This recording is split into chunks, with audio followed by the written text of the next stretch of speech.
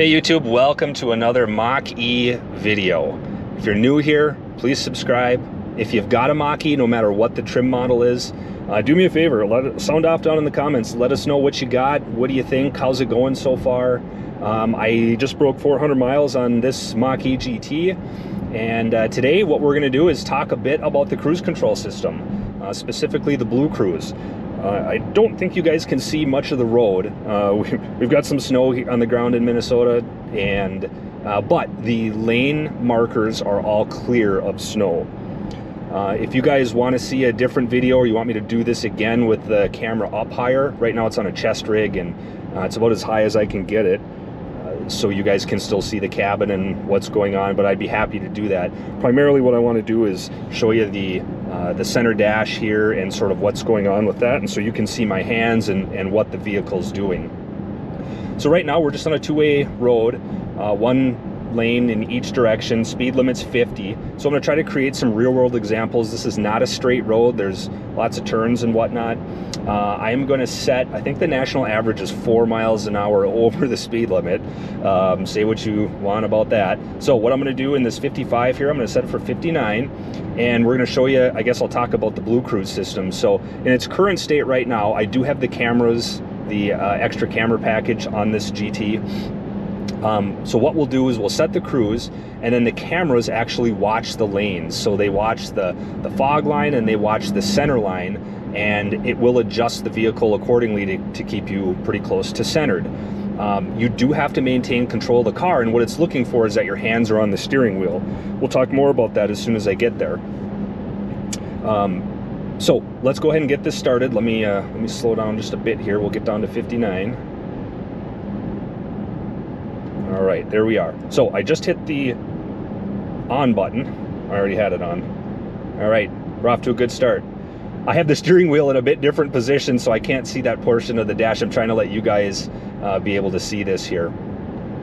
Okay, so if you look at that center display right there, you'll see that it set the distance in front of us, and then as soon as you see those blue lines around the vehicle, that's telling us, let me move forward a little bit. So that's telling us that the cameras are watching, it sees the lane markers, it gives us this little ready light here, and as you can see, it has a picture of the steering wheel with your hands on it. So what they want is they want you still maintaining control of the vehicle. Now, it's not looking for like pressure per se, like squeeze pressure on the vehicle. It's just looking to sense that your hands are there. So unfortunately, you guys can't quite see the road here. I'm sorry about that. So there's a turn coming up. Right now we're in a nice little straight area, so as you can see, the wheel's really not moving much at all. We're going to come to a bit of a right-hand turn, so we should see the wheel starting to move a bit to the right, and then it's just going to keep you within the lane there. Now remember, it wants to see your hands on the wheel. Okay, it wants to be able to sense that you're in control of the car. This isn't like a true autopilot. Nothing like that right now, at least, in this particular highway. So what happens if you take your hands off? Well, let's see. So right now the vehicle's doing its own thing. I'm gonna keep my hands off for a minute and take a look at the dash. Right in here, it's gonna give us a warning momentarily. There, keep hands on steering wheel. Hopefully you guys can see that.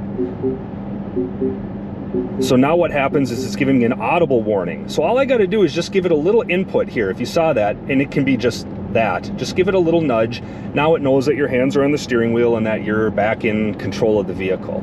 Okay, so again, the first warning is just a visual identifier up here on the dash. Now we'll wait again for that second warning. There's our visual. The second warning is audible. So you can hear those beeps, and it's saying, hey, it's been too long since you've had your hands on the wheel. Go ahead and get your hands back. Now it's also, I think you guys could see this in the video, but right here there's two sensors, and it's looking for your eyes. It wants to see that your eyes are forward on the road. I'm not going to do this because I don't want to take my eyes off the road, but if I were to look over here for too long or be messing around with the radio, it too will give you a warning that says keep your eyes on the road. Okay, so what happens if we ignore both of those warnings? So first the visual, second the audio warning. Well, let's find out. So hands are off the wheel, vehicle's driving itself.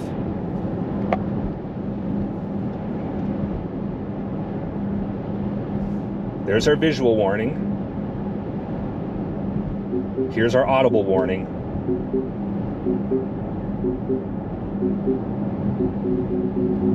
Another audible warning, resume control. Whoa, I don't know if you guys can feel that. Come on, Ford. It brake checks you 3 times. Oh, now it says press accelerator to resume. Okay, so let's get it back here and I'll do what it's asking. But gosh, you know, I thought, well, what is it going to do? Is it going to like shut the vehicle off and, you know, slow us down to nothing or what? No, it like brake checks you to, I suppose, to get your attention. Goodness gracious. I'd like to be in the room when the engineers thought, you know, to do that. Oh, there you can see, oh, that was cool. I've never seen that before. So what happened here is it says canceled. I just noticed, so there was a lot of frost and some ice on the lane, and it couldn't see the lane markers. So it just canceled it. It told us that it couldn't see the left side. There it's doing again, see, resume control. I think I'll just take it off here so we don't have to talk, I don't have to try to talk over that. So that's interesting. So if the cameras can't see those lane markers, it's not gonna allow you to continue with that blue cruise. So if there was a bunch of snow that came down, or I suppose if it was raining cats and dogs and the cameras couldn't see those lanes, or maybe there's dirt, or if you're in the Dakotas, like sugar beets all over the road, and if those cameras can't see the lanes, it's just not going to work. So is it a good system? Yeah, I like it.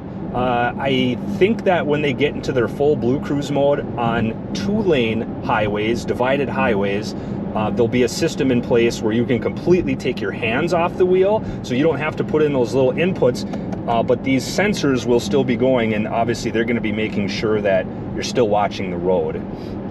So when we get to that point, or when I get to a road that has that feature, I will let you guys know, and we'll do a little test on that. I-35 comes to mind for me, so I'll see if we can make that happen at some point. But that's what I got so far in the Blue Cruise. It's been a neat system, certainly the first for me with any type of smart cameras and whatnot. The cruise also, I have it set, you know, so it'll keep a following distance between you and the vehicle in front. I will change that sometimes to go, you know, a little bit closer if I'm driving slower and, you know, slower speed limit, or maybe a little bit further following distance on the highway. So there you have it. If you've got experience with the Blue Cruise system, let me know. I'd really like to hear from you. If you're in an area or your commute brings you on that 2-lane divided highway and you've got to use the full system where it's been mapped via GPS as well, and you get the full utilization from that. So again, if you're new here, subscribe. I'll take you on this journey with me. We'll go through lots of videos on some tips and tricks and what I like about the car, what I don't like about it. And then if you guys have anything, of course, share that as well, and we'll have a good time figuring this thing out together.